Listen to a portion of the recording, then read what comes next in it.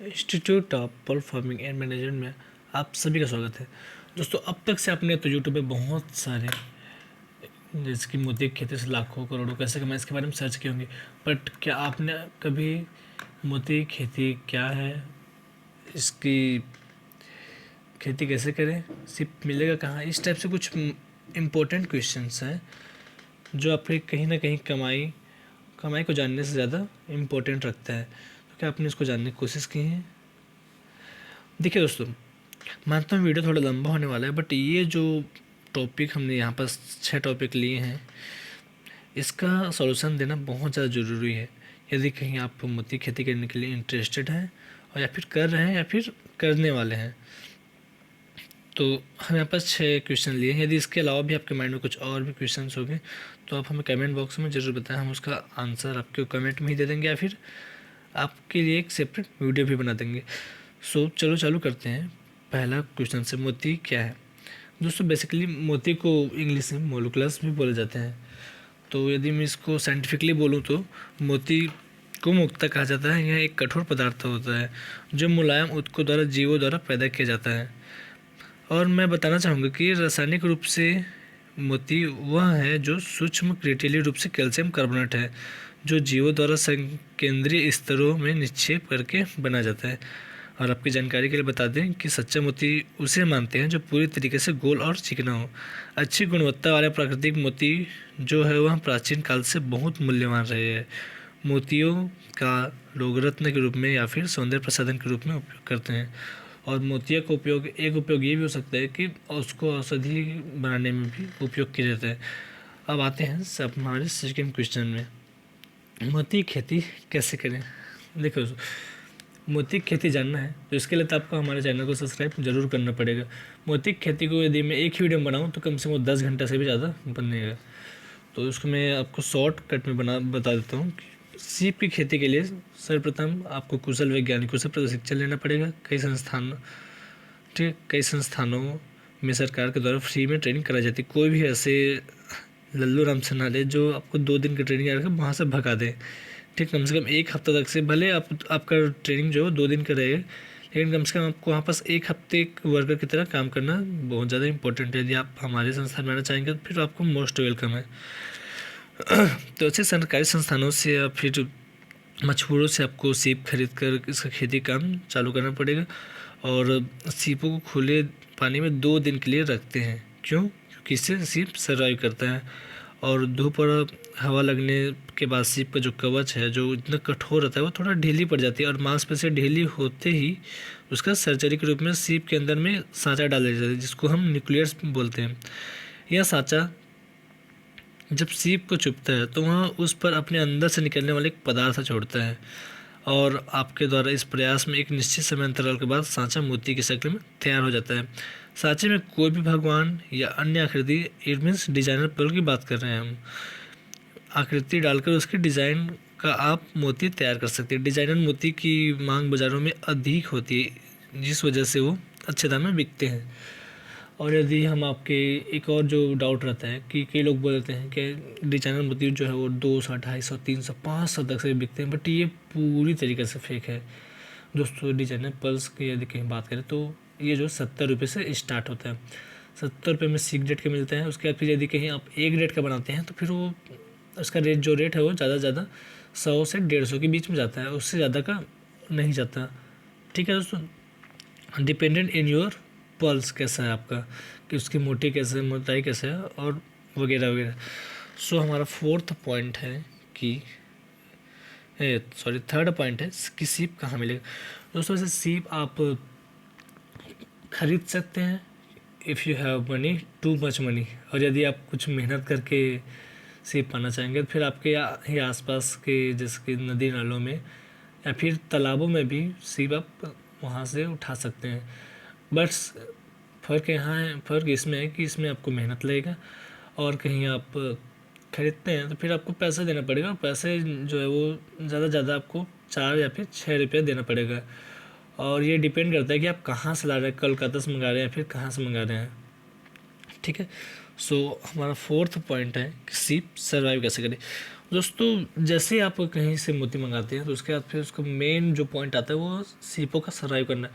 क्योंकि बहुत सारे जो यदि आप बाहर से मंगाते हैं फिर इतने दूर से आते आते सीप का जो हालत टाइट हो जाता है जिसको हमें ठीक करना पड़ेगा। तो इसका सीप सर्वाइव करने के लिए हमको एक प्लेट लेना पड़ेगा जिस प्लेट में हम उसको लाइन के ओर रख दें। और ये गलती हम कभी नहीं करना कि जो ऐसे सीप हम ला रहे हैं उसको बस ऐसे ही कचड़े की तरह फेंक दें। उससे बहुत ज़्यादा आपके सीपों को नुकसान पहुंचता है, आपके सीपों के हेल्थ को। तो उसको क्रमानुसार रखना पड़ेगा और उसमें प्रॉपर पानी डाला हुआ होना चाहिए। सो हमारा फिफ्थ पॉइंट आता है कि सीप का ऑपरेशन कैसे करें। दोस्तों ऑपरेशन करने के लिए आपको इसके लिए ट्रेनिंग की बहुत ज़्यादा ज़रूरत है। बिना ट्रेनिंग के आपको उस सीप को छूना भी नहीं चाहिए। तो हम बात कर रहे हैं सीप के ऑपरेशन के बारे में, जिसमें आपको सीपा की एक बुक है जिसका कुछ पॉइंट्स है मैं आपको दिखाना चाहूँगा। ऑपरेशन करने के लिए आपको यहाँ पास कुछ 6 बातें का विशेष ध्यान रखना पड़ेगा और 6 यहाँ पास स्टेप रहते हैं। फर्स्ट रहता है collection of muscles, pre operative conditioning, surgery, post operative care, post bond culture and harvesting of pulse. Okay so wise अब बात करते हैं कलेक्शन ऑफ मसल्स क्या है कलेक्शन ऑफ मसल्स में क्या क्या है। कलेक्शन ऑफ मसल्स में हम इसके बारे में पहले ही बात कर चुके हैं कि आप इसको नदी आपके लोकली नदी नालों से ले सकते हैं, फिर आप इसको परचेज भी कर सकते हैं। और सेकेंड पॉइंट है कि प्री ऑपरेटिव कंडीशनिंग।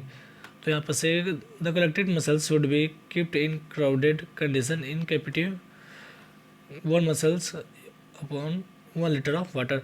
इसमें आपको ये ध्यान देना होगा कि आपके एक मसल के बराबर 1 लीटर पानी जरूर रहना चाहिए, ठीक है। और इसके लिए मसल सर्जरी के लिए आपको कुछ टूल्स की ज़रूरत होती है जो शायद 700 से 800 में मिल जाते हैं, जो जिसके थ्रू आप उसके सर्जरी करते हैं, ठीक है। तो मसल की सर्जरी के लिए आपको इस टाइप के टूल की ज़रूरत होती है और इस टूल से आप मसल्स को इस टाइप से रखें। और उसके बाद फिर उसके जो देखिए दोस्तों, सर्जरी करने से पहले आपको ये बात आपको ध्यान में रखना पड़ेगा कि सर्जरी करने से पहले आपको मोतियों को लगभग एक टाइप से इस प्लेट में 2 से 3 घंटों के लिए उसमें सिर्फ आधा पानी भर कर रख दें, जिससे उसकी जो मांसपेशी होती है वो ढीली पड़ जाएगी। और ढीली पड़ने से हमको उसको खोलने में ज़्यादा दिक्कत नहीं आएगी।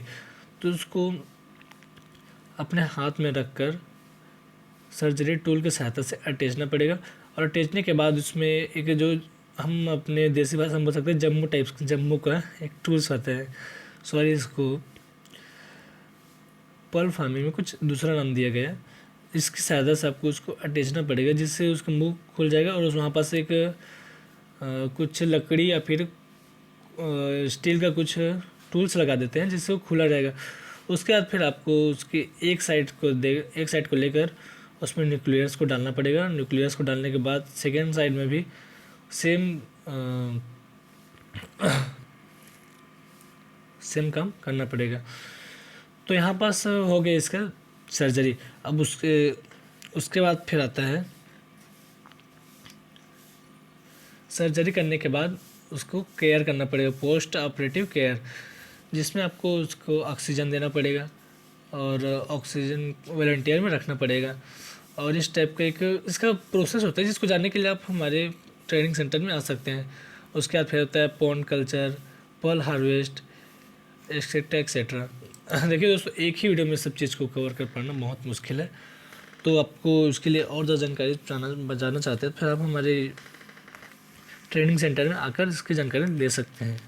6 से पॉइंट आता है कि सीप खाती क्या है। सबसे मेन बात, यदि सीपिया को कहीं आप बहुत लंबे समय तक रखना चाहते हैं तो सबसे मेन बात यह है कि सीप खाती क्या है। क्योंकि जैसे जैसे आप सीप को खाना खिलाएंगे, जैसे जैसे आप उसका केयर करेंगे, वैसे वैसे आपका रिजल्ट वो भी देगा। भाई आपका काम मेहनत करने का है, रिजल्ट सीप देगी। आप सीपों को भगवान समझिए ना भाई। जैसे कि मेहनत करना आपका काम है और उसका परिणाम देना भगवान का काम है, उसी टाइप से आप सीपों पर मेहनत करिए और उसका रिजल्ट खुद सीपियाँ ही देंगी। तो सीपियों के लिए खाना कुछ हमने इस टाइप से तैयार किए हुए हैं। ये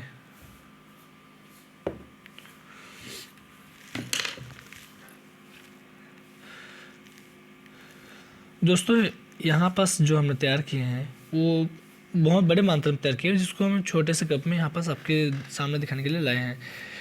इसको हमने लगभग 1 हफ्तों तक से तैयार किए हैं। इसमें हमने गोबर, यूरिया और बहुत ही कम मात्रा में सुपर फास्फोरस इट मीन सराखा डाले हुए हैं। और उसको डालने के बाद अच्छे से मिक्स करने के बाद पूरे धूप में 7 दिनों के लिए सुखाना पड़ेगा। और 7 दिनों के बाद बढ़िया से मिक्स हो जाने के बाद उसको हम अपने पोंड या फिर तालाब में डाल देते हैं। और तालाब में डालते ही लगभग 48 से 72 घंटों के बीच में पूरी तरीके से बढ़िया एक काई बन जाता है, जिसकी आप इसको देख पा रहे हैं। इसका कलर जो काई है, लाइट के नाम से दिख नहीं पा रहा है, ये पूरा काई कलर का है। तो आगे सीप खाती क्या है। तो दोस्तों आशा करता हूँ कि आपको इसमें जो भी क्वेश्चन है उसका आंसर सही तरीके से मिला है। यदि सही तरीके से नहीं मिला है तो आप इसको डिसलाइक कर सकते हैं। It's your right, you can dislike if you not agree with me. और इसके बारे में और ज़्यादा जानकारी जानना चाहते हैं, मैं आपको नेक्स्ट वीडियो में इससे भी अच्छा और आंसर देने का कोशिश करूँगा। तब तक से आप मेरी मोटिवेशन बढ़ाने के लिए चैनल को सब्सक्राइब और लाइक ज़रूर करिए। थैंक यू दोस्तों।